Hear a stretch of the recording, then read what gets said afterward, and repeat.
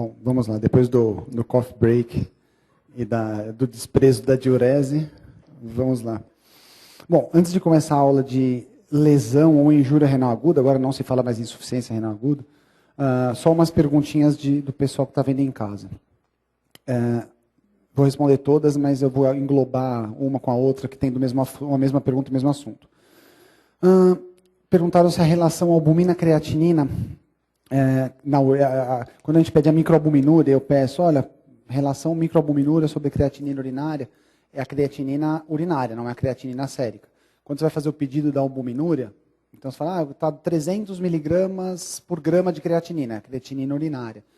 No laboratório eles já te dão, hoje em dia, já estão dando essa informação.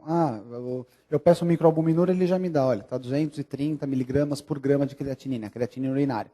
Você não vai precisar fazer conta, o laboratório já te dá essa relação, que é muito fidedigna a relação com a albuminúria de 24 horas. Contraindicações de ECA e BRA na DRC. Bom, a contraindicação formal de ECA e bloqueador de receptor da angiotensina 2 na doença renal crônica é doença renal crônica estágio avançado, abaixo de 15 ml por minuto. Se, e principalmente se o paciente já tiver hipercalemia. Você pode tentar introduzir em qualquer momento da doença renal crônica. Não tem uma contraindicação por número, por estágio, e sim por complicações. Você introduziu, piorou função, mais do que 30%. Você introduziu, o potássio subiu muito, hipercalemia refratária. E, lógico, aquela contraindicação formal de ECA e BRA é quando você tem estenose de artéria renal em rim único ou estenose bilateral de artéria renal. Eu não vou entrar em detalhe disso, porque aí fica para aula de hipertensão. Mas é uma pergunta bacana e seria uma das contraindicações. Por exemplo, aquele paciente tabagista, cardiopata, dislipidêmico, obeso, tem fator de risco cardiovascular, tem risco de ter estenose de artéria renal. Você introduz um losartano, a creatinina vai de 1,6 para 4, vai atrás de fazer um Doppler de artérias renais, que ele pode ter uma estenose bilateral. Então, só um dado a mais. O mecanismo exato da proteção do IECA contra a microalbuminúria.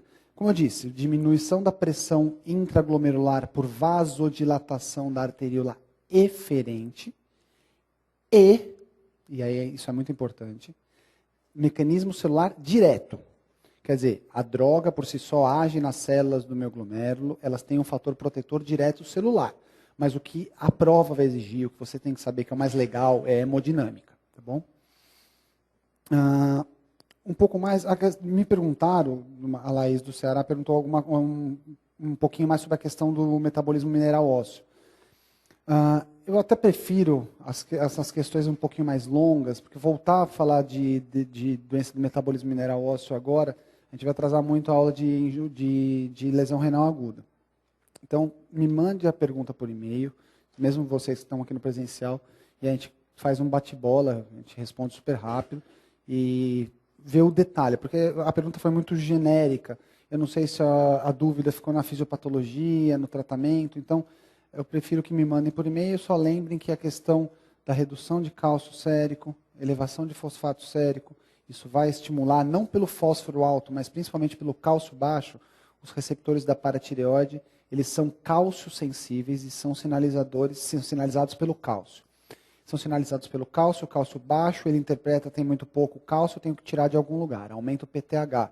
PTH vai no osso, aumenta a atividade osteoclástica, aumenta cálcio sérico? Não. O cálcio vai para o sangue, até aumenta um pouquinho, mas ele quela com fósforo, e isso dá as complicações que a gente tem como extra-ósseas. As ósseas, aí tem os espectros da doença mineral óssea, mas o mais comum dele é a osteite fibrosa, que é exatamente esse mecanismo de remoção e reabsorção patológica do cálcio pela matriz mineral óssea, por conta do excesso da atividade do PTH. E a questão da dieta hipoproteica.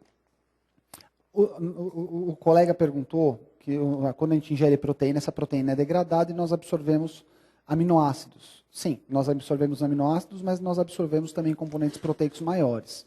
Além disso, quando você tem uma dieta hiperproteica e você tem excesso de aminoácidos chegando no nosso sangue, esses aminoácidos vão principalmente para o fígado e no fígado são sintetizadas proteínas. E é aí que você tem o problema da dieta hiperproteica.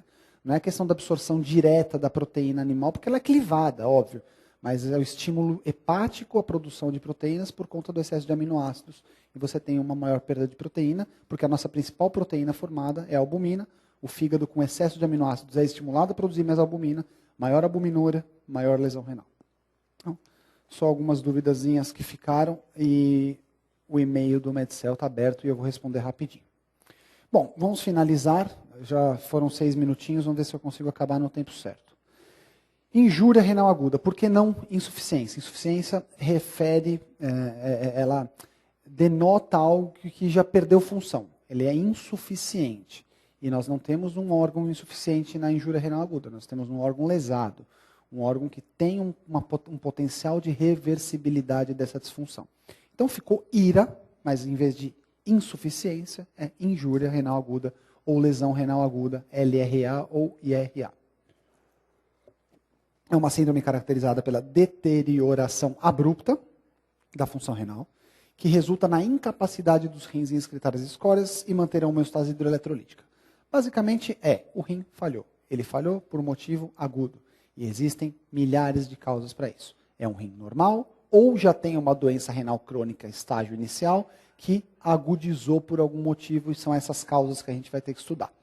Na prova, sempre que falar de IRA, a gente vai falar de muito pouca decoreba e muita coisa legal em relação à propedêutica, a caso clínico, para você poder, e o examinador vai querer isso de você, para você diferenciar as causas, os diagnósticos diferenciais da IRA, para você entender qual foi o mecanismo e você poder tratar esse paciente. Então, o paciente com uma injúria renal aguda, com uma IRA, ele é multifatorial, mas você vai ter que entender qual desses mecanismos todos foi o responsável pelo aumento de creatinina, pela redução de função renal. E a gente vai conversar bastante disso. Está associada à oligúria com 2/3 dos casos, quer dizer, nem toda a IRA tem diminuição de diurese. Então, 2/3 dos casos tem redução. Perda da manutenção do equilíbrio eletrolítico, perda da capacidade de concentração urinária. E as definições, isso sim pode cair alguma coisinha, a definição de oligúria é menos de 500 ml de diurese em 24 horas, ou menos de meio ml por quilo por hora, que é uma definição bem de terapia intensiva. Não oligúrica é quando você tem mais de 500 ml em 24 horas, ou mais de meio ml por quilo por hora de diurese. Etiologias múltiplas e o fato de você ter uma IRA, principalmente quando essa IRA ela é uma IRA intrínseca ou IRA renal, quer dizer, ela não é pré-renal nem pós-renal, você tem um aumento de mortalidade em geral, que somando todos os fatores, desde os piores até os mais simples, você tem em torno de 20% de aumento de mortalidade, dependendo das coortes que foram estudadas.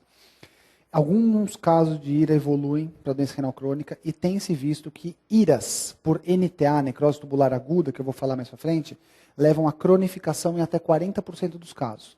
O paciente tem uma creatinina de 0,7, tem uma sepse, UTI, instabilidade hemodinâmica, 20 dias de internação, ele sai com 1,2 de creatinina e fica com isso pro resto da vida e vai piorando, pode progredir ao longo do tempo.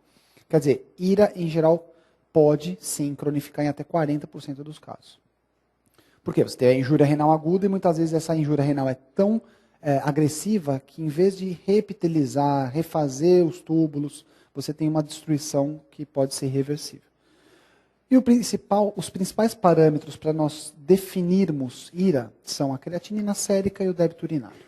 Mesma coisa, nós temos biomarcadores que se elevam mais precocemente nos estágios da IRA.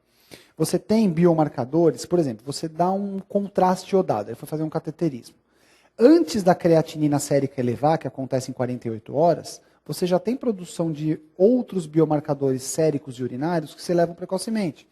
Tem a N-gal, cistatina C, KIM1, IL-18, que se elevam numa fase mais precoce do que o aumento da creatinina. Então seria interessante a gente ter esse biomarcador para quê? Bom, esse paciente, eu não vou esperar as 48 horas para ver redução de débito urinário, aumento de creatinina sérica. Opa, essa interleucina 18 aumentou na urina. Opa, risco maior, vamos ver o que está acontecendo. Mas hoje em dia, na prática nossa, nós sabemos que é utilizado é a creatinina, mesmo sabendo que é um biomarcador para injúria renal aguda tardio, comparando com esses anteriores que eu mostrei para vocês. Aqui, que eu falei, né? O KIM1, NGAL, IL-18, cistatina C plasmática, eles se elevam, tem biomarcador que se eleva até 96 horas antes do aumento da creatinina. Seria bem interessante, né? É tipo online, né? O cara tem o grau, já tem a injúria endotelial ali, já tem o mecanismo começou a agir na injúria no rim, o cara já tem um aumento da KIM1 e outros biomarcadores. Mas isso daí é mais para pesquisa mesmo. Ao menos por enquanto. E quais são os critérios? Isso cai, né? Então, para homogeneizar a nomenclatura, para podermos definir IRA e estágios, e dentre esses estágios definirmos prognóstico, existem dois principais critérios de classificação. O critério RIFLE, que envolve cinco estágios, e o critério de Akin, que envolve 3 estágios. O mais utilizado é o critério de Akin, que é esse que eu fiz uma tabela um pouquinho maior aqui em português. Qual que é a definição? O estágio 1, 2 e 3 refere-se a prognóstico, inclusive de reversão da IRA, e inclusive de mortalidade. Quanto maior o estágio, pior o prognóstico, maior a mortalidade. Qual é o estágio 1? O estágio 1 é quando você tem uma elevação de 0,3 mg por decilitro de creatinina ou um aumento de 50% a 100% da creatinina basal. Quer dizer, a creatinina basal dobra. Ou, e aí mais importante do que o aumento da creatinina, você tem uma redução do débito urinário para menos de 0,5 ml por quilo por hora por 6 horas, no mínimo. O que significa isso? Isso é muito comum em UTI. Quando você está na UTI, você está com o paciente séptico. Creatinina dele, 0,5. Aí você olha para a bolsa do débito urinário, aí você vê lá no controle de enfermagem, né? 2 horas atrás, ele estava com 100 ml por hora. Aí na outra hora, ele fez 50 ml hora. Na última hora, ele fez 25 ml hora. Opa, vamos lá. Otimiza a hemodinâmica, vê se ele não está desidratado, vê a PVC, ajusta a droga vasoativa. Não melhorou. Próxima hora, 0. Próxima hora, 0. Opa, laboratório urgente, colhe a creatinina dele, 0,7. Eu vou esperar a creatinina sérica dele chegar a 2 para falar que ele está com IRA? Então, débito urinário muito mais precoce do que elevação da creatinina sérica. Isso é muito comum, você está na UTI, pô, o cara está anúrico no exame da rotina da madrugada para passar a visita de manhã cedo, a creatina de 0,7 foi para 0,8. E o cara está anúrico. Então, o débito urinário, principalmente em ambiente de terapia intensiva, que é muito fácil de você ver, é muito importante. Estágio 2 do critério Akin, que o Akin, só para vocês saberem, é Acute Kidney Injury Network. É um grupo de estudos que fez esse critério. Estágio 2, elevação de 100% a 200% da creatinina basal, 4 vezes a creatinina basal, ou uma redução do débito urinário menos de 0,5 ml quilo hora por 12 horas, no mínimo. E estágio 3, quando você tem uma creatinina maior que 200% da creatinina basal, ou valor acima de 4, ou um aumento de 0,5 miligrama por decilitro da última dosagem. Isso daí é um critério de maior gravidade. E o critério 3, do estágio 3 em relação ao débito urinário é a oligúria por 24 horas ou anúria por 12 horas. A anúria não é definida como 0 de diurese, é definida como menos de 100, tá bom? ml em 24 horas. O critério RIFLE, o critério RIFLE, que divide em 5 estágios, Risk, Injury, Failure, Loss e End-Stage Renal Disease, ele só coloca 2 critérios que são a IRA persistente, que é a IRA persistente ou prolongada, que dura no mínimo 4 semanas, não está recuperando em 4 semanas, e o último critério, que é o critério de falência renal, é quando a IRA cronifica, ele não tem recuperação. Basicamente a diferença é isso. O mais importante é você saber esses 3 iniciais, tanto que o mais importante, o mais que mais cai, é o Akin, que é exatamente o que eu falei agora há pouco. E quais são as causas? Né? Eu tenho, na prática, quando você sabe o caso do paciente, quando você tem domínio do caso, quando você tem domínio laboratorial da situação, você sabe muito bem quando o cara está desidratado, quando o cara está obstruído, quando tem uma droga nefrotóxica. Mas para a prova, eles vão querer que você saiba diferenciar. E essa diferenciação é feita em 3 grandes grupos. As causas de IRA pré-renais, as causas de IRA pós-renais e as causas de IRA intrínsecas. Isso sempre cai. Né?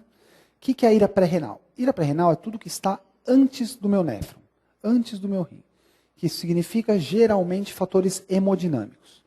Desidratação, perda sanguínea, obstrução, alteração cardiológica, então uma ECC descompensada com diminuição do débito cardíaco efetivo. Tudo que é pré-renal tem relação com o fator hemodinâmico. Tudo que é pós-renal tem relação com o fator obstrutivo. É um tumor de via urinária, é uma próstata que obstruiu a uretra, são cálculos bilateralmente, causas pós-renais. E as causas intrínsecas, que aí é o mais legal, né, porque é o mais difícil, o examinador adora deitar e rolar em cima disso, é tudo que está alterando a estrutura do meu glomérulo, aliás, do meu néfron, glomérulo, túbulo e interstício. O protótipo, e isso vai cair, é óbvio, na prova, é a necrose tubular aguda, que a gente vai conversar um pouquinho daqui a pouco. Aliás, um pouquinho não, bastante. A necrose tubular aguda é a forma mais clássica de ira intrínseca, e eu vou explicar a fisiopatologia, mas só para vocês saberem, tudo que envolve glomérulo, túbulo e interstício é ira intrínseca. Ah, vasculite, um Wegener, é ira intrínseca. Ah, um lúpus, uma nefrite lúpica, é ira intrínseca. Com perda de função renal, ira intrínseca. Eu vou falar de cada detalhe disso daqui na parte de glomerulopatias. O que eu vou dar mais atenção hoje são as causas que levam à necrose tubular aguda. E isso é bem bacana, porque tem várias causas e eu vou explicar o que é cada uma delas. Ou as principais. Então, é isso aí. Ira, pré-renal, pós-renal, causa renal. E dentro das renais intrínsecas, vários mecanismos. O mais comum, o melhor, o mais bacana para trabalhar em prova, a necrose tubular aguda. Causas de injúria ou ira, ou ira em um ambiente hospitalar. Eu ia falar injúria ou disfunção renal aguda em ambiente hospitalar. Necrose tubular aguda, quase 50%. Aí você vem para as causas pré-renais, em torno de 20% a 30%. Causas obstrutivas, em torno de 15% a 20%. E aí você tem outras causas, mas o mais importante é vocês saberem que qual que é a principal causa de ira em ambiente intra-hospitalar? É NTA, é necrose tubular aguda. É lógico, a gente vai começar pelo mais fácil, né? Então vamos começar pelo mais fácil, depois a gente vai para o mais fácil ainda e depois a gente vai para o mais legal. Então a gente começa a falar de ira pré-renal. Sempre que tem uma ira pré-renal, eu tenho um potencial de reversibilidade muito grande. São fatores de hipoperfusão renal, que levam à alteração do fluxo sanguíneo intraglomerular, que levam a uma alteração da hemodinâmica renal, você tem uma diminuição do volume ou efetivo circulante, ou uma redução do fluxo intrarrenal por outros motivos, que eu vou citar daqui a pouquinho. Geralmente, o meu parênquima, o meu néfron, o meu glomérulo, o meu sistema tubular, ele está absolutamente preservado. Eu não tenho lesão, morte celular, mas eu tenho uma adaptação hemodinâmica. Exemplo, aí vocês matam tudo. Paciente desidratado. O paciente desidratado ficou 5 dias no meio do deserto, não tomou um pingo d'água, chegou seco, liofilizado. Aquela urina escura, não urinou uma gota nas últimas horas. E você vai ver o paciente e começa a dar volume para ele. Dá volume para ele, de repente você vai ver, ele começa a urinar, daqui a pouco está urinando e está bem. O que acontece? Quando ele desidratou, o rim, para se proteger, ele faz o seguinte: bom, eu não estou recebendo fluxo sanguíneo adequado. Vamos ativar o meu sistema tubular para aumentar a reabsorção de sódio e água, porque eu tenho que concentrar ao máximo a minha urina, porque o meu dono, meu hospedeiro, está desidratado.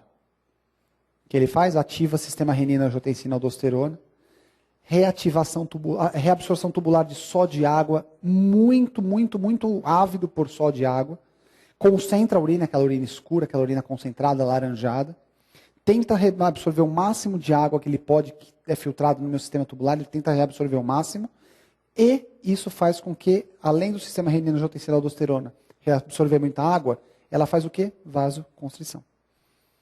Isso é um ciclo vicioso. Desidratado, ativa sistema renina-angiotensina-aldosterona, reabsorve só de água. Não melhorou, você não corrigiu. Ativa mais o sistema renina-angiotensina-aldosterona, vasoconstrição, reabsorção só de água. Então, o mecanismo é hemodinâmico. O rim, ele vasoconstringe para se proteger e para tentar fazer com que aumente a pressão de perfusão intraglomerular. Eu estou seco, eu estou desidratado, a pressão no meu glomérulo tem que aumentar. Sistema renina-angiotensina-aldosterona, vasoconstrição. Fator hemodinâmico. Aí eu dou água, eu transfundo o paciente, eu melhoro a hemodinâmica dele, ele vai aumentando esse volume intravascular efetivo, diminuindo a ativação do sistema renina-angiotensina-aldosterona, começa a aumentar a diurese. Então tudo aqui é reversível. A não ser que você tenha uma ira pré-renal prolongada, você pode causar dano celular com necrose tubular aguda por isquemia, de tão vasoconstrito que está o meu néfron. Ok? Então aqui tem um potencial de reversibilidade enorme. Você pode ter redução do volume intravascular efetivo, hemorragias, perdas gastrointestinais, é a famosa diarreia, o cara chegou no pronto-socorro seco, olho fundo, desidratado, com uma jeca faz 3 dias. É muito comum. Perdas renais, perdas insensíveis, o cara que está maratonista, que não se hidratou, está correndo, ultramaratonista, chegou no final, desidratado, seco, fazendo uma ira pré-renal. Redução do débito cardíaco, isso é muito importante. Existe uma síndrome que está muito em moda hoje em dia, que é a síndrome cardiorrenal. Você tem uma bomba miocárdica muito fraca, você tem uma IC classe funcional 3, 4, um inotropismo muito fraco, você tem um coração que não está fazendo um bombeamento adequado. Isso faz com que ative o sistema renina-angiotensina-aldosterona também, que é muito importante nessa fisiopatologia da ICC, e você tem um fator hemodinâmico renal. Então, para você melhorar isso, você tem que melhorar o coração. Isso típico é aquele paciente cardiopata grave, avançado, que descompensa o coração frequentemente e vai no pronto-socorro encharcadão e com o rim com uma disfunção aguda. Mas ele não está demasiado anasarcado, mas ele está mal distribuído. O volume intravascular efetivo dele não é bom, é baixo. Isso causa uma disfunção pré-renal também. Mesma coisa com síndromes hipobuminêmicas. É o nefrótico, que está todo anasarcado, está com 20 quilos de água a mais, só que o intravascular dele está depletado, porque ele está hipobuminêmico. O intravascular efetivo está depletado. Ele tem excesso de volume para o terceiro espaço, para o espaço intersticial. Então, todos os mecanismos que levam a redução efetiva ou relativa do meu volume intravascular, eles causam ira pré-renal. Quadro clínico sempre tem que ser compatível com desidratação, ou então pacientes cardiopatas, hepatopatas e síndrome nefrótica com redução do volume intravascular efetivo circulante. E as alterações laboratoriais são muito bacaninhas. Isso daqui vocês vão decorar? Não, vocês vão entender. Se eu falei que na minha ira pré-renal o meu sistema tubular está muito ávido por reabsorver sal, água, ele vai fazer com que o meu sistema tubular trabalhe muito. E o que vai trabalhar mais? As regiões do meu sistema tubular que tem muita mitocôndria. Qual que é a região do meu sistema tubular que tem muita mitocôndria? O meu túbulo proximal. Só que quando eu tento absorver água e sódio no meu túbulo proximal, ele vai absorver um monte de outras coisas. Ele vai absorver ureia. Por isso que a ira pré-renal tem aquela ureia super alta, mais de 40/1. Ele vai reabsorver muita água, vai aumentar a densidade urinária, vai aumentar a osmolaridade urinária. Você vai ter um sódio urinário baixo, porque o meu sistema tubular está ávido para devolver para o sangue tudo isso. Você vai ter uma fração de excreção de sódio baixa, você vai ter uma fração de excreção de ureia baixa. Eu não vou falar dos valores agora, porque eu vou ter uma tabelinha comparativa entre a pré-renal e a renal intrínseca.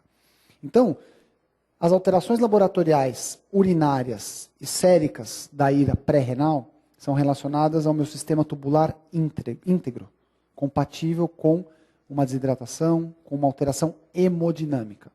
Túbulo, reabsorva tudo que você pode. Trabalhe, você está apto para trabalhar, você não está lesado, você não teve uma necrose tubular aguda. Então ele vai reabsorver muita água, muito sódio, concentrar muito a urina, aumentar a osmolaridade, aumentar a densidade urinária, fração de excreção de sódio baixa, vamos falar de número depois, fração de excreção de ureia baixa, e aí você vai ter essa proporcionalidade em relação ao outro que eu vou mostrar para vocês. O tratamento, lógico, sempre corrigir a causa de base, correção das alterações metabólicas.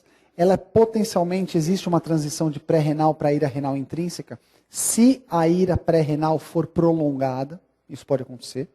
E a diálise raramente é necessária se você identificar o fator causal. Frequentemente está associada à recuperação completa, e se houver falha na correção do fluxo renal, isso é, correção da causa de base, evolução para necrose tubular aguda pode ocorrer. As causas pós-renais é tudo que está obstruindo. O que acontece?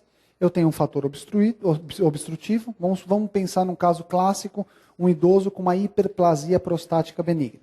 Tem uma próstata super aumentada, não está com segmento urológico, até um dia que ele fala assim, faz 2 dias que eu não urino.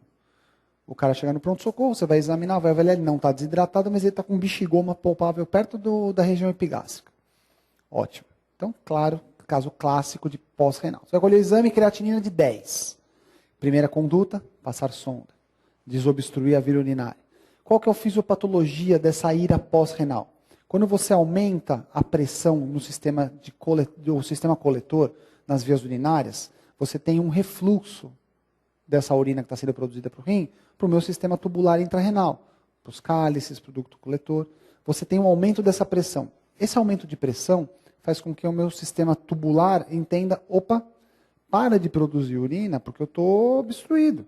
Esse aumento de pressão que você tem pela obstrução bilateral ou pela obstrução ureteral, você faz com que tenha um refluxo, um aumento de pressão montante e você tenha uma diminuição do trabalho tubular sem que tenha uma necrose associada.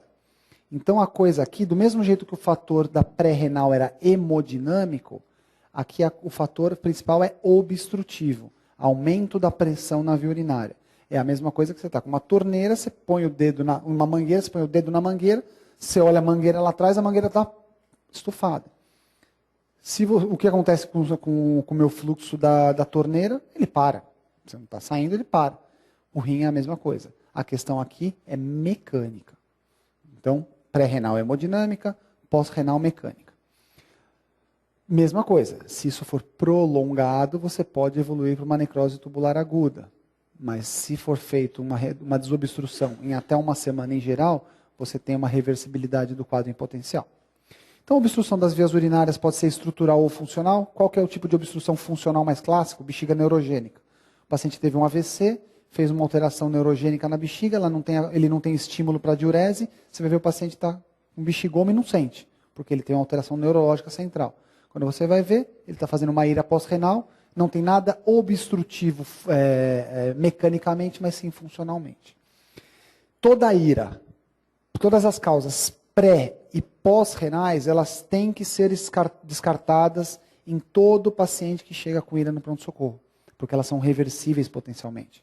Acesse o volume de hidratação, veja se ele não está obstruído, veja se não tem um fator na história que leva a pensar numa outra fisiopatologia. E como eu disse, o prognóstico é bom se tiver desobstrução imediata.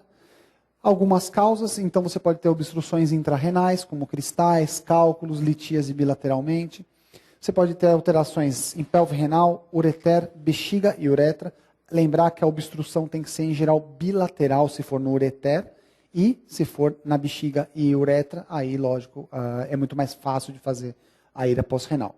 Cálculos renais, tumores de vias urinárias, tumores ginecológicos invadindo o ureter bilateralmente, lesão iatrogênica de ureter bilateral em processos cirúrgicos, várias outras causas, né? Então, útero gravídico, às vezes você tem uma obstrução parcial de ureter bilateral pelo útero gravídico, você pode ter uma alteração de função renal, mesmo que leve, nesses pacientes com útero muito grande, útero gravídico. E várias outras causas, todas obstrutivas, levando a um aumento da dilatação do sistema calicial, um rim grande, rim dilatado, afilamento da região cortical, sempre com preservação do meu sistema de função de filtração, que é o néfron. Geralmente, a ira pós-renal, assim como a pré-renal, ela tem função tubular preservada. Ok? O diagnóstico tem que ser precoce. O quadro clínico é muito mais rico do que algumas outras causas, porque geralmente o paciente tem uma história clássica de litíase bilateral, tem história clássica de tumor ginecológico, tem uma história de uma hiperplasia prostática, ele tem um quadro compatível no exame clínico, então tem um bexigoma palpável, ele tem um Jordano positivo, ele tem um quadro, esse cara está obstruído. É muito rico a propedêutica do paciente com uma ira pós-renal.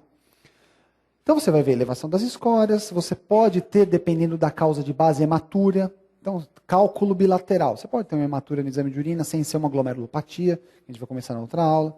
O exame de imagem é extremamente importante nas iras, para diferenciar as causas de ira pós-renais.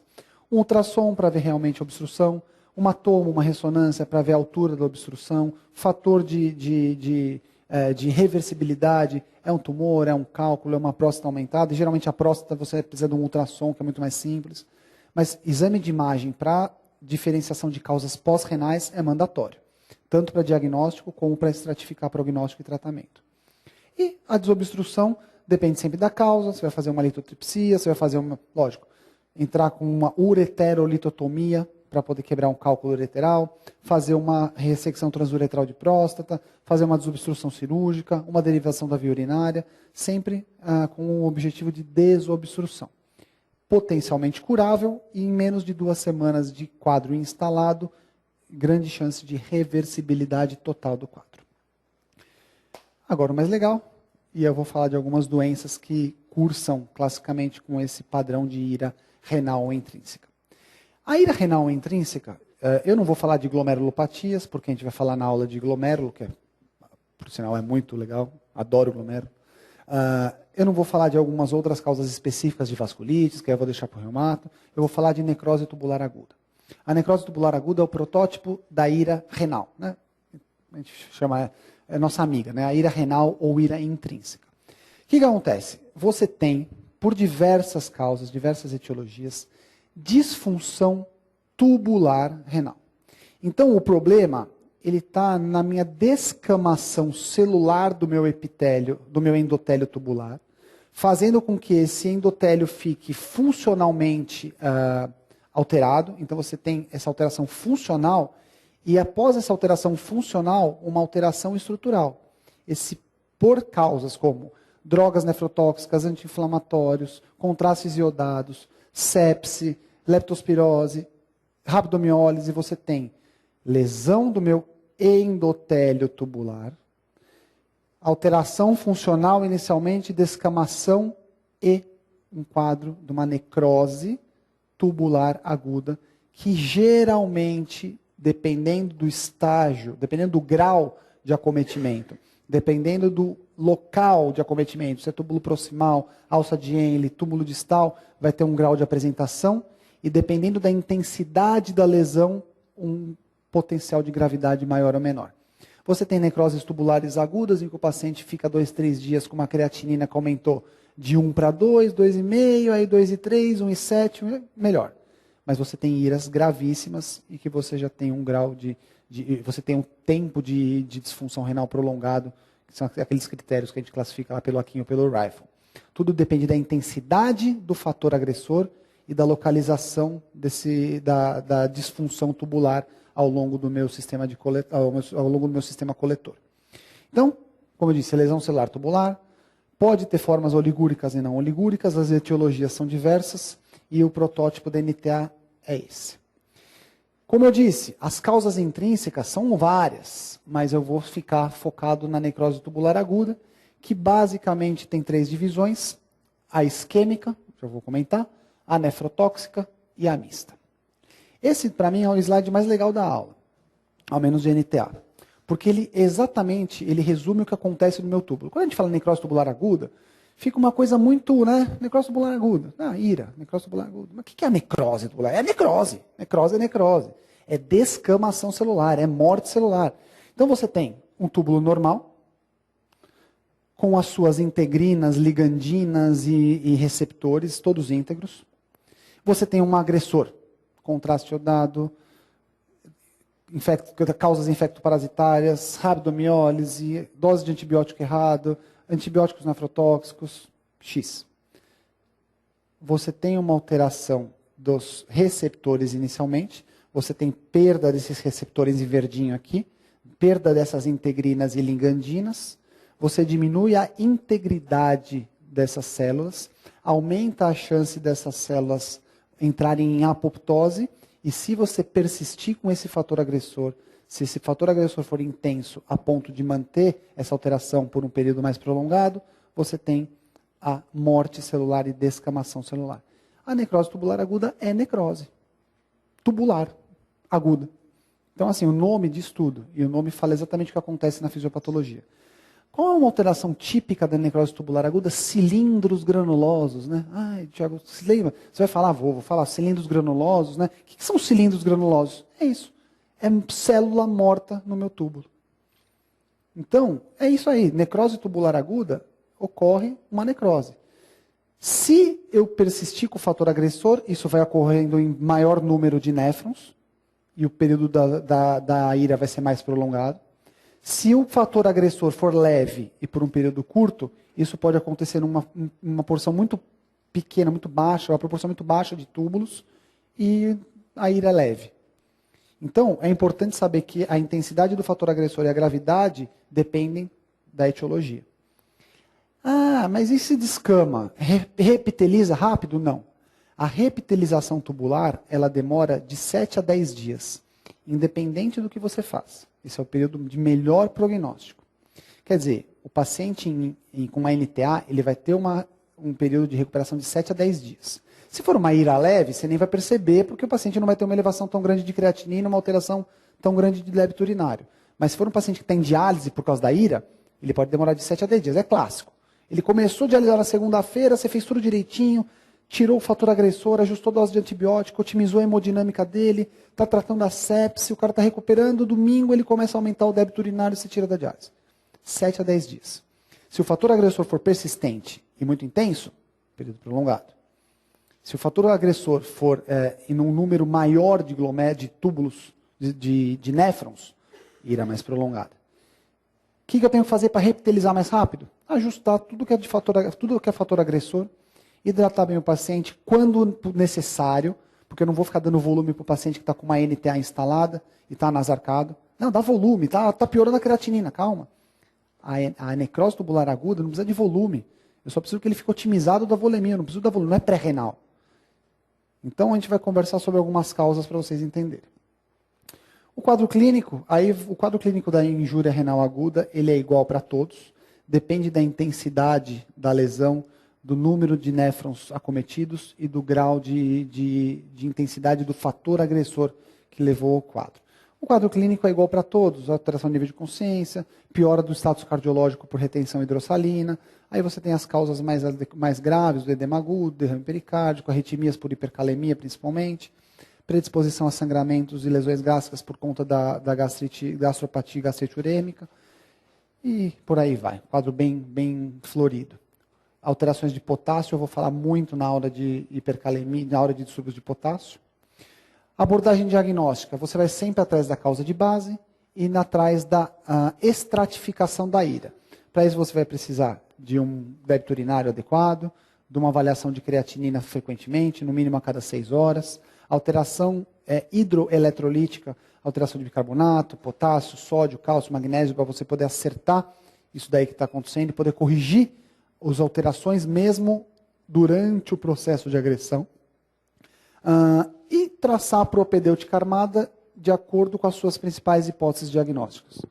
Então, o paciente estava lá no World Trade Center, foi esmagado, ficou com um pedaço de prédio debaixo do braço, foi lá para o hospital, lesão muscular maciça, um dia, insuficiência renal aguda, injúria renal aguda. Ira, pô, isso é uma rabdomiólise. Geralmente, o quadro clínico é muito comum para todos. Mas a propedêutica, na hora de você entender direitinho o que aconteceu antes para você ter a instalação da ira, você vai ver as causas. O cara é um trabalhador da rede de esgoto de São Paulo. Ele vem aqui, está amarelo, ictérico, dor muscular, chegou com uma ira, está rebaixando. Pô, é leptospirose, até para ver o contrário. O cara está lá trabalhando, uma queimadura de grande grupamento muscular, CPK lá em cima, aldolase lá em cima. Lesão muscular, rabdomiólise. Então, a etiologia da ira, o bacana é isso, é você tentar entender. O cara está séptico, está na UTI, fez uma sepse, um choque séptico por um foco pulmonar. Ira séptica. Então, a causa é fácil entender se você tiver esses dados de antecedentes do paciente. E isso sempre cai, né? Apesar de na prática clínica a gente não utilizar muito, isso sempre cai, que são os índices urinários para diferenciar ira pré-renal de ira intrínseca. A única coisa que vocês têm que saber para poder entender é o quê? Pré-renal, túbulo funcionando. Absorve tudo aqui porque eu quero que a minha volemia seja restaurada. Ira intrínseca, ira renal. Túbulo bobo. Não absorve nada. Não tem túbulo bom para reabsorver adequadamente. Então você vai ter, em relação ao sódio, um sódio urinário alto na ira intrínseca e baixo na pré-renal. Por quê? Porque está absorvendo muito sódio. Fração de excreção de sódio menor que 1% na pré-renal e maior que 1% na renal. Sódio urinário, menor do que 10 mEq na pré-renal e maior do que 20 mEq na renal. Por quê? Túbulo funcionando, túbulo não funcionando. Está perdendo tudo que chega. Osmolaridade, alta na pré-renal e baixa na renal. A relação ureia-creatinina. A pré-renal é aquele típico, né? Paciente com 3 de creatinina e 215 de ureia. Isso é típico de pré-renal. Por quê? Porque o meu túbulo está muito funcionante e essa hiperabsorção tubular faz com que absorva muito ureia também. Então você tem um aumento da ureia desproporcional à elevação da creatinina. Maior que 40:1 na pré-renal e menor do que 20, 15:1 na renal. A densidade urinária, minha urina está hiperconcentrada na pré-renal. A densidade urinária é alta, maior que 1020. Já na renal, eu tenho uma deficiência da concentração urinária, densidade baixa. Fração de excreção de ureia. Na pré-renal não está absorvendo muita ureia, a fração de excreção de ureia é baixa na pré-renal, menos que 35%. Na renal intrínseca, mais que 50%. Eu não estou reabsorvendo nada, nem ureia. O típico protótipo da ureia e creatinina da ira intrínseca, creatinina de 6, ureia de 98. Não tem essa desproporcionalidade.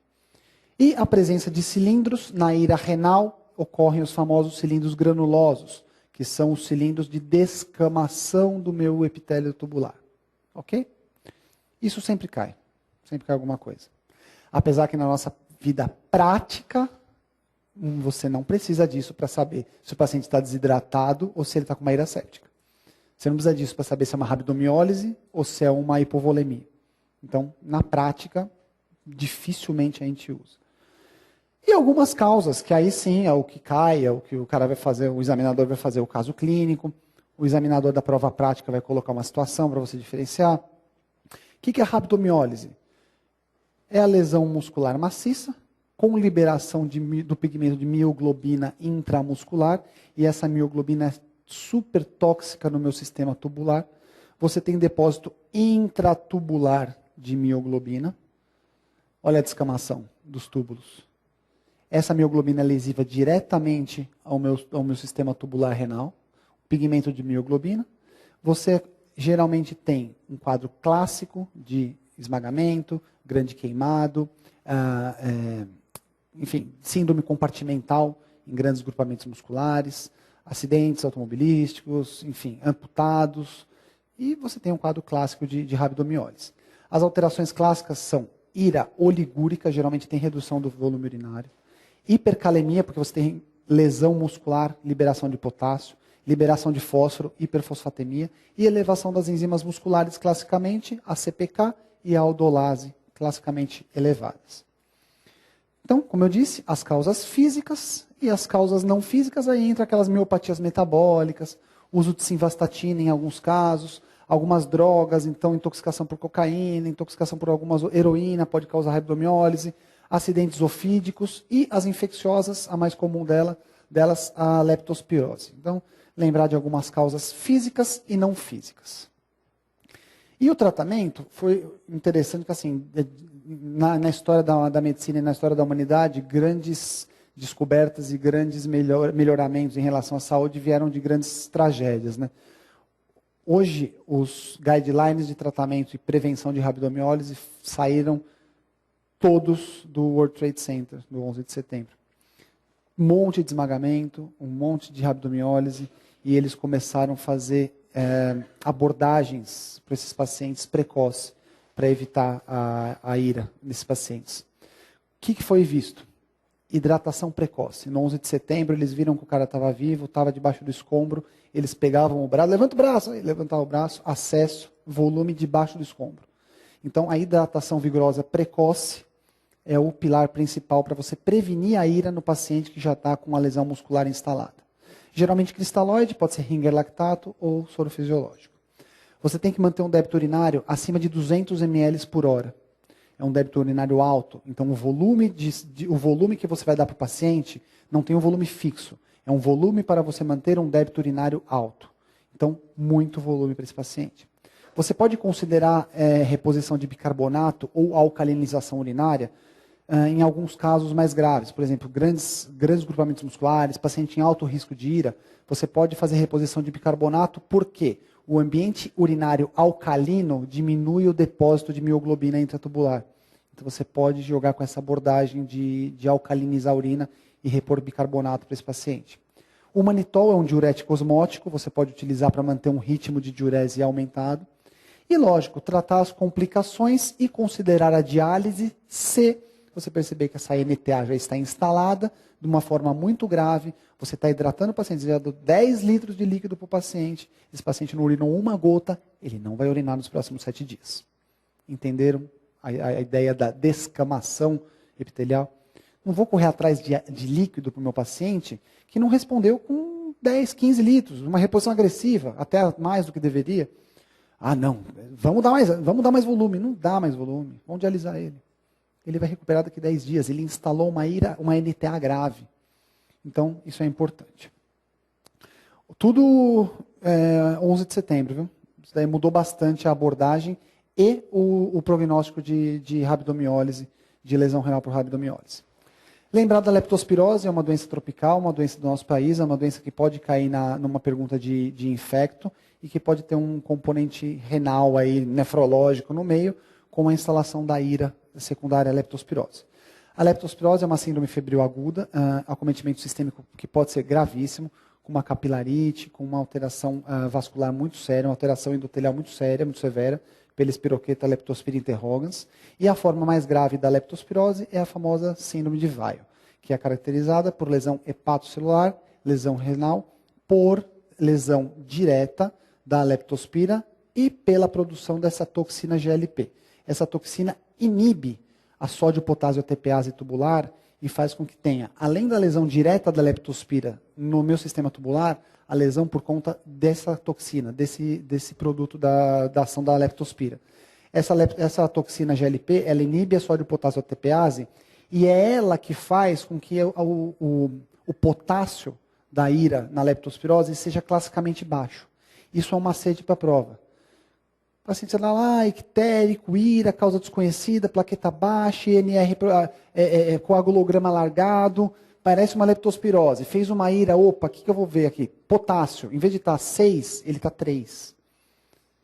Classicamente, a leptospirose causa uma IRA com hipocalemia. Então, isso é bem tipo de prova também. Por quê? Por causa da inibição da sódio-potássio ATPase, por causa dessa enzima. Então, basicamente é isso que vocês precisam saber. Lembrar que ela, em geral, ela é não oligúrica, mas ela pode ser oligúrica em 35% dos casos. E as medidas de suporte, hidratação, antibiótico-terapia precoce, diminuem a chance de você ter uma necrose tubular aguda grave. Porém, em pacientes que estão anúricos, estão naquele AKIN 3, anúricos por 12 horas ou oligúricos por 24 horas, diálise precoce. Esse paciente já instalou uma IRA grave e ele vai recuperar só nos próximos dias. A diálise ajuda a recuperação? Não. A diálise é suporte enquanto o túbulo está se recuperando. Ok? Algumas causas de IRA por toxicidade direta, geralmente são de letalidade mais baixa, são reversíveis com a suspensão do agente e tem como os principais carros-chefes a toxicidade por antimicrobianos, o principal deles os aminoglicosídeos e a vancomicina, o contraste, o meio de contraste iodado, os anti-inflamatórios não hormonais e alguns imunossupressores, o mais comum deles utilizado hoje em dia é a ciclosporina, que eu não vou comentar, mas falando pelo contraste iodado, nós temos que tomar cuidado com alguns grupos de risco. Quais são os grupos de risco para a IRA por contraste? Desidratados, quer dizer, depletados volemicamente. Então o paciente está desidratado, chegou no pronto-socorro, um acidente automobilístico. O pessoal da cirurgia precisa fazer uma toma com contraste. Ele está desidratado, não foi feita a ressuscitação volêmica adequada, ele tem mais chance de fazer uma IRA por contraste. Diabéticos, cardiopatas, nefropatas, então pacientes com doença renal crônica, estágio 3, a partir do estágio 3, então menos de 60 ml por minuto de filtração, tem mais risco de nefropatia por contraste. Idosos e dependendo da dose de contraste. Geralmente a instalação da IRA é em 48 horas da exposição ao meio de contraste. E geralmente em até 2 semanas ela reverte. Dificilmente ela evolui com uma forma oligúrica ou uma NTA severa. Geralmente é aquela IRA que a creatinina do paciente vai 1,5. Aí ela foi para 1,8, 2,2, 2,2, 2,2, 1,9, 1,8 e não teve uma implicação tão grande e ela tem uma reversão espontânea em até 1 a 2 semanas. Como que eu faço a profilaxia da nefropatia por contraste? Manter o paciente bem hidratado, então expansão volêmica adequada. Você pode utilizar a N-acetilcisteína que tem uma ação antioxidante tubular para você poder ajudar na prevenção da IRA. A dose preconizada é 1.200 miligramas, 24 horas antes e após o procedimento contrastado. Solicitar uma preferência para o radiologista do uso do contraste isoosmolar, que tem menos risco de injúria renal aguda. Pode ser utilizado solução bicarbonatada como uma perspectiva de reduzir a nefrotoxicidade do contraste, porém, isso é controverso. Tem estudos que mostram benefícios, tem estudos que demonstram malefícios e tem estudos neutros. Então, não é recomendado de rotina e não vai cair para vocês na prova. O que vai cair é manter a hidratação adequada e, se cair alguma coisa a mais, pode ser a N-acetilcisteína como um agente antioxidante protetor. Além disso, é solicitado, não é, em alguns protocolos sim, talvez não caia na prova, mas para vocês saberem, suspendam algumas medicações para o paciente que for fazer exame contrastado e que sejam pacientes de alto risco. Suspendam IECA e BRA, ele altera a hemodinâmica glomerular. Suspendam metformina pelo risco de acidose lática se ele fizer uma IRA. Suspendam diuréticos um dia antes do procedimento. Não falei que ele não pode estar depletado do intravascular, ele tem que estar bem hidratado. Eu não vou dar um contraste para um renal crônico, 1,5 de creatinina, diabético, idoso, tomando 120 miligramas de furosemida. Eu vou aumentar a chance dele fazer IRA por contraste. Então suspendam essas medicações também e depois reintroduzam após 24 horas. A lesão do anti-inflamatório, vale lembrar que, e o que eu quero que vocês saibam aqui, é isso. O anti-inflamatório não hormonal, ele inibe as prostaglandinas que vasodilatam a arteríola aferente. O anti-inflamatório faz uma vasoconstrição da arteríola aferente renal e faz com que diminua o fluxo sanguíneo glomerular. Essa diminuição do fluxo sanguíneo glomerular leva a uma alteração hemodinâmica. Inicialmente pode levar a uma causa de IRA pré-renal por um fator hemodinâmico, mas se persistente pode levar a uma necrose tubular aguda. Não só pelo mecanismo hemodinâmico, mas por mecanismos diretos de toxicidade dos anti-inflamatórios não hormonais. Então tomem cuidado com isso. Essa figurinha do glomérulo é interessante para vocês lembrarem o mecanismo de ação do anti-inflamatório. Algumas causas de diagnóstico diferencial, faltam só uns 2 ou 3 slides dessas principais causas aqui, a gente já vai finalizar. A nefrite intersticial aguda, ela não é uma NTA, ela é uma nefrite, uma inflamação do interstício. Se o meu interstício está inflamado, ele comprime glomérulo, comprime túbulo e causa uma IRA. IRA intrínseca, IRA renal, mas que não é uma NTA inicialmente. Quando que eu vou pensar na nefrite intersticial aguda? Vocês vão ter que sempre correlacionar com o fator alérgico. Ela também é chamada de nefrite alérgica aguda, nefrite inflamatória aguda, mas o nome comum dela, o nome mais famoso, o nome certo é nefrite intersticial. E essa nefrite é relacionada sempre com a exposição a um agente novo. Esse agente, em geral, é um agente medicamentoso. Em geral, está relacionada muito, hoje em dia, deixa eu ver se eu coloquei aqui, não coloquei, está relacionado com 2 medicações clássicas que a gente tem que ficar muito de olho. Omeprazol, inibidor da bomba de prótons, alopurinol e alguns outros agentes como anti-inflamatórios. Vocês têm que saber, omeprazol, alopurinol, anti-inflamatórios. Estão relacionados com o desencadeamento da nefrite intersticial aguda. Qual que é a penta de clássica da nefrite intersticial aguda? É sempre lógico, você tem uma droga nova envolvida, e você tem IRA, você tem febre, rash cutâneo, leucocitúria com predomínio de eosinófilos na urina. Então você tem eosinofilúria, mostrando um componente alérgico, imunológico envolvido. Então, essa presença de eosinofilúria, ela é praticamente patognomônica. Se cair eosinófilos na urina, não leiam a questão. Leia, né? Não leiam a questão. Marca nefrite intersticial aguda ou alérgica. Eosinófilo na urina é nefrite intersticial. Só para você ver um rash típico de nefrite intersticial. Aí você tem os sintomas classicamente desse rash, mas laboratorialmente tem isso. Febre sem fator infeccioso, ira, eosinofilia com eosinofilúria, o rash que é extremamente importante, e é isso. Só para vocês saberem como diagnóstico diferencial de NTA, né? Mas como que eu vou saber? Como que o cara vai querer que eu veja isso? Ele vai falar, paciente começou 2 semanas um alopurinol, começou com rash, fez uma febre, exames laboratoriais afastam quadro infeccioso, o que é? Então, é isso. Opa.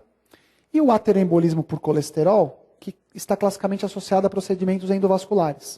O paciente foi fazer um cateterismo, aí ele nos dias consecutivos, 1 a 2 semanas após o procedimento, ele começa a fazer uma elevação de creatinina, ele começa a apresentar cianose de algumas extremidades, gangrena do terceiro pododátilo. O que aconteceu? Ele pode ter apresentado uma embolia por colesterol. Ele fez uma punção arterial para a introdução do cateterismo. Nessa introdução, ele fez uma embolia de colesterol.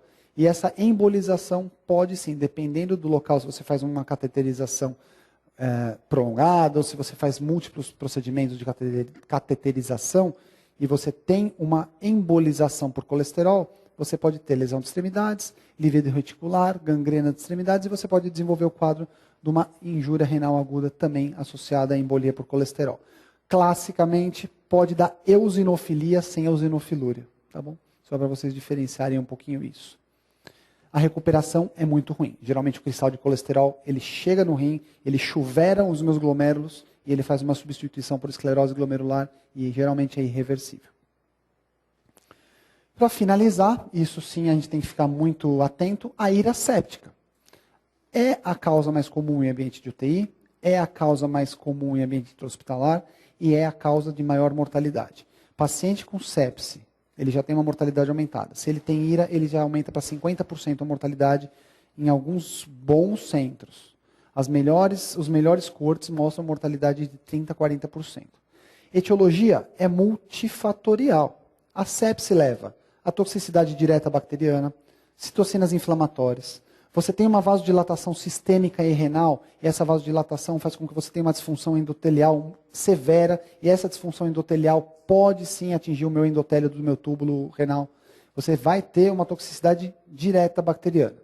Alterações hemodinâmicas levando a uma ira pré-renal, que pode intensificar e fazer uma NTA.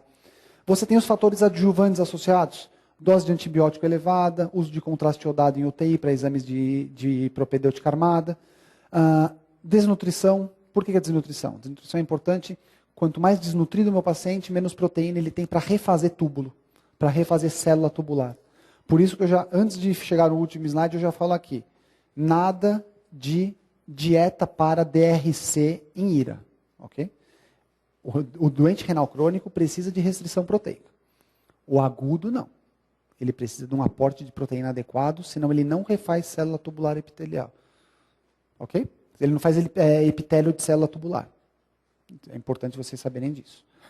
Então, lembrar que na ira séptica, qual que é a abordagem? Antibiótico terapia precoce, ajustar doses de antimicrobianos de acordo com a função renal, ajuste hemodinâmico, ressuscitação volêmica precoce, guiar a hidratação pela PVC e por outros métodos invasivos, ajustar a dose de droga vasoativa, otimizar dobutamina, noradrenalina, dopamina, inotrópicos e vasoconstritores, ajustar a hemodinâmica do paciente para você ter uma menor agressão renal também relacionada à sepse.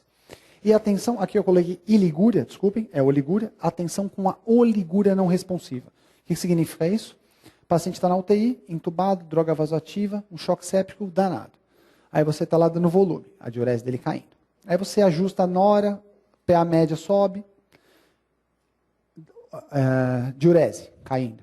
Aí você fala, não, cabe um voluminho aqui, né? Esse daqui é quentinho. Aí o débito urinário caindo. Aí você fala, bom, deixa eu ajustar a dose de antibiótico, deixa eu tirar esse fator agressor, está ventilando bem, PA média está mantida, não tem mais nenhum fator agressor, débito urinário, caindo. Eu vou dar mais um voluminho. E o paciente encharcando. Você aumentando a PIP, aumentando a FiO2 na ventilação mecânica. Aí você fala, não, zerou a diurese, eu vou dar mais um voluminho. Aí o cara encharca, aí a físio fala, para de encharcar o paciente porque ele está com água até o topo do pulmão. Ele instalou uma necrose tubular aguda. Parou, ele já está otimizado volemicamente, hemodinamicamente, antimicrobianamente. Ele está tudo otimizado e você está dando volume, ele instalou necrose tubular aguda. É hora de ver se ele vai fazer uma necrose tubular aguda prolongada, um quadro grave que você tenha que dialisar ele. Então, cuidado com essa expansão, tipo, está aumentando creatinina na UTI, toma volume. Né? Então, como eu disse, descontinuar agentes nefrotóxicos, acessar frequentemente a hidratação e parâmetros de perfusão, monitorar creatinina ao menos a cada 6 horas e débito urinário de hora em hora, controle de glicemia, melhor prognóstico, correção de distúrbios eletrolíticos, nutrição adequada, nada de dieta para DRC em IRA, correção de dose de antibiótico e considerar diálises em quadros avançados.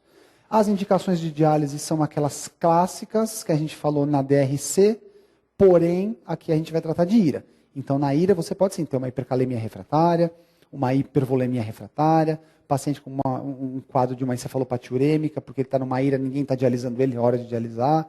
Então, aquelas indicações clássicas de anúria severa, oligúria severa, hipercalemia persistente, acidose metabólica refratária, excesso de líquido, né,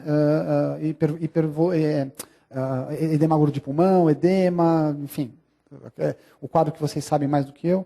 Uremia, sintomas e sinais de uremia são clássicos, mas hoje em dia tem se falado muito da diálise precoce para esses pacientes. Por que diálise precoce? Porque eu evito isso. Eu evito o paciente com potássio de 8, eu evito o cara com bicarbonato de 5, um pH de 6,8, eu evito complicações maiores se eu dialisar precocemente os pacientes que têm indicação. Aqui, só para vocês saberem, é o último slide, que os métodos dialíticos em IRA, geralmente eles não são intermitentes de 4, 2 horas, geralmente os mais adequados são os contínuos, principalmente em pacientes com choque séptico. Porque se eu dialiso o paciente com 12, 24 horas, eu consigo dar uma dose de diálise menor, um fluxo de sangue menor e uma melhor estabilidade hemodinâmica. Eu não vou fazer uma diálise de 4 horas, que é paulada, para um paciente que está na UTI com 30 ml de nora. Então, eu vou fazer uma diálise que nós chamamos dos métodos contínuos ou intermitentes que são utilizados, mas a diálise em si é basicamente a mesma. Só como eu respondi umas perguntas no começo, eu tenho mais 3 minutinhos aqui de bônus.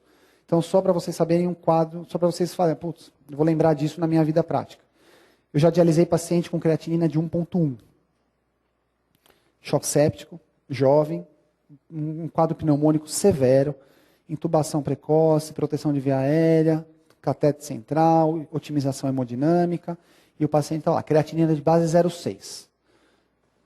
Ajuste de antibiótico, correção de dose, volume estava perfeito, a droga vasativa estava bonitinha, a pressão média estava mantida, 70, 80 de pressão média, débito urinário.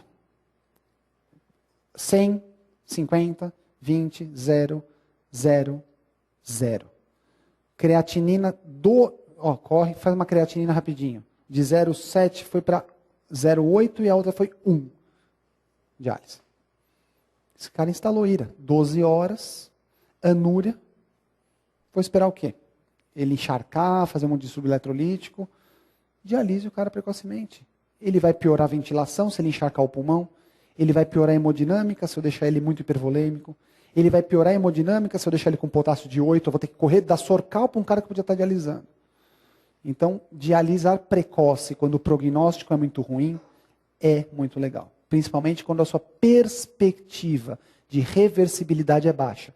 Qual que é a perspectiva do cara reverter a IRA se ele está menos de 24 horas na UTI, uma sepse gravíssima, aumentando droga vasoativa, não tem nem 24 horas de antibiótico? Então, tem isso. Pense nisso. Eu já dialisei um paciente com 1,2, acho que é de creatinina. IRA. Baseado não na creatinina sérica, mas no débito urinário. Bom, para ir embora. Paciente de 48 anos, com peso de 70 quilos, previamente rígido, está internado na UTI, há 2 dias.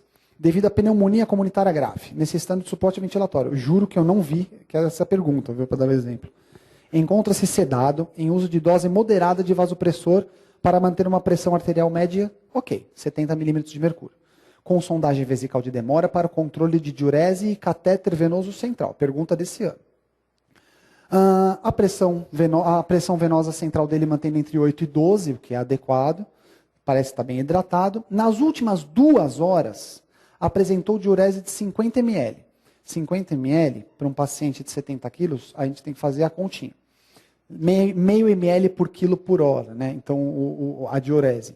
Então, meio ml vezes 70, teoricamente daria 35 na hora. Ele urinou 50, mas parece que a coisa não está indo muito bem.